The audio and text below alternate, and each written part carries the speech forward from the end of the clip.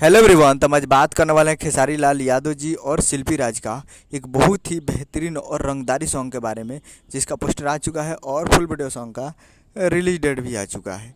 और इस गाने को लिखे हैं अखिलेश कश्यप जी और इसमें म्यूजिक दिए हैं प्रियांशु सिंह जी। और इस गाने को गाए हैं खेसारी लाल यादव जी और शिल्पी राज जी, जो कि आपको स्क्रीन के ऊपर दिखाई दे रहा है। जिस सॉन्ग का टाइटल रखा है माहौल बदले दो, जिसका टाइटल है माहौल बदले दो।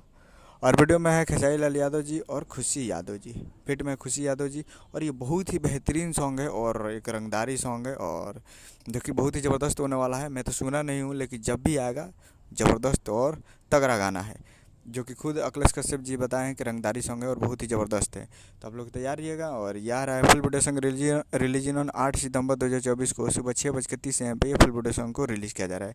यानी 8 तारीख को सुबह 6:30 पे आप लोग तैयार रहिएगा ये फुल वीडियो सॉन्ग को देखने के लिए, जो कि काफ़ी बेहतरीन और तगड़ा गाना है।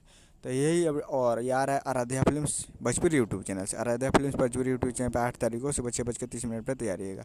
यही अपडेट थे। हमें इस तरह वीडियो चैनल को सब्सक्राइब बेल आइकन पर मिलते हैं अगले वीडियो में। जय हिंद, जय भोजपुरी।